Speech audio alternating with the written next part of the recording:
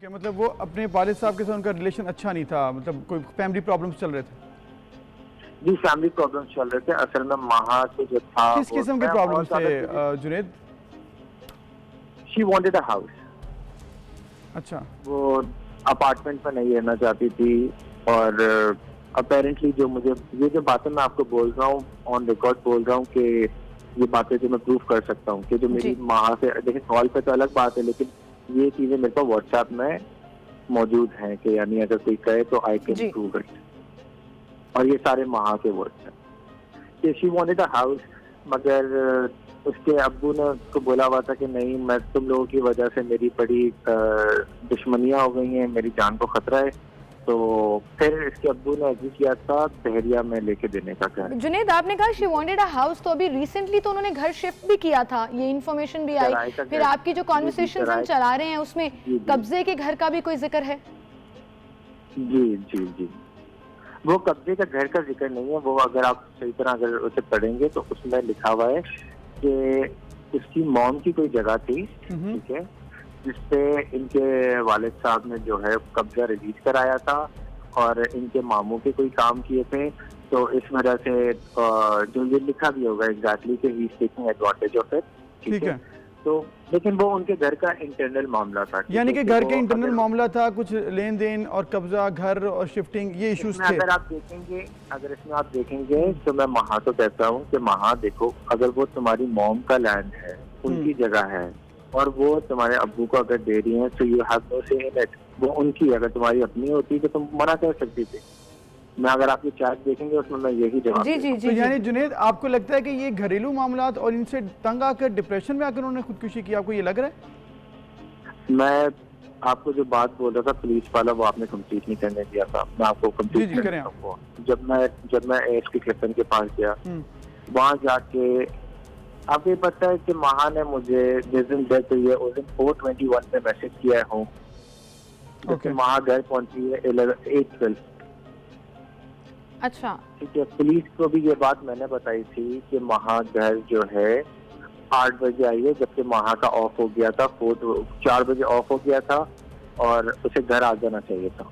ठीक है। वो भी किस तरह कि जब हॉस्पिटल में मुझे महा की अम्मी मिली है तो मैंने आंटी से पूछा, क्योंकि महा ने मुझे 4 बजे बोल दिया था कि मेरी अम्मी हॉस्पिटल आ रही है, कार्डियोलॉजी डिपार्टमेंट में कुछ उनको दिल का कोई इशू है।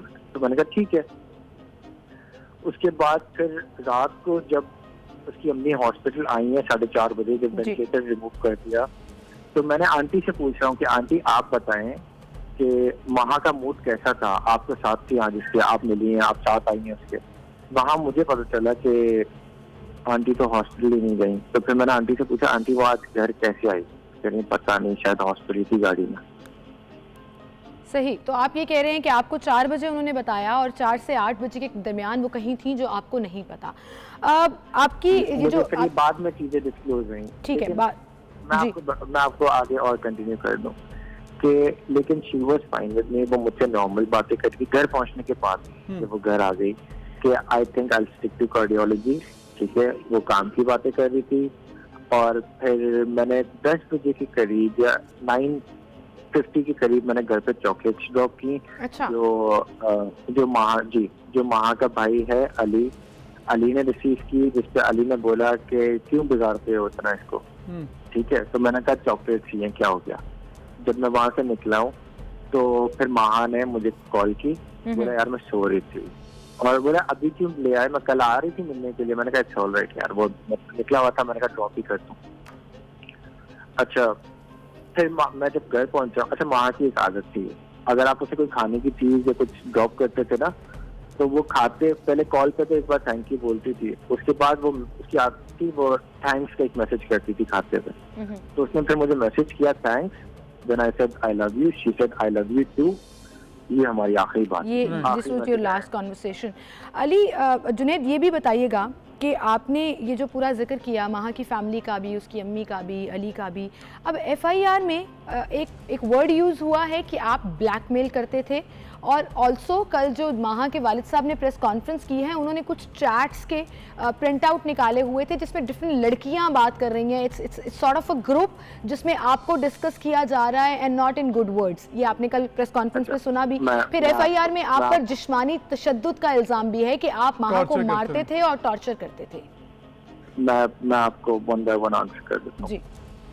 देखिए, जो लड़कियों की चैट्स बोल रहे हैं, ठीक है, मैं कह रहा हूँ आपको कि आपको खुद चाहिए कि आप लोग उन लड़कियों को अप्रोच करें, ठीक है, उनके फोन के फॉरेंसिक करा लें, या फॉरेंसिक भी ना कराएं, उनको बोले एक एप्लीकेशन दे दें, प्रूफ कर दें कि मैंने किस तरह ब्लैकमेल किया, क्या किया, कोई कंप्लेन है। और मेरे तशद्दुद की बात कर रहे हैं, आप मुझे खुद बताए ना, जो एक 17 की मेरी माँ के साथ चैट है, ठीक है, एक बंदा अगर आप पे तशद्दुद करता है तो आप उसे ये नहीं कहते कि सिनेमा चेक करो खुले में, let's go for a movie. नहीं, कुछ दिन पहले की भी बात हो सकती है ना, ये नहीं कि उसी दिन तशद्दुद किया, उससे चंद दिन पहले या चंद हफ्ते पहले। ये देखें ना, तशद्दुद का इनके पास कोई प्रूफ है, क्या चीज है? एक्यूजेशंस तो बहुत, एलिगेशन बहुत लगा सकते हैं, बहुत लगा सकते हैं।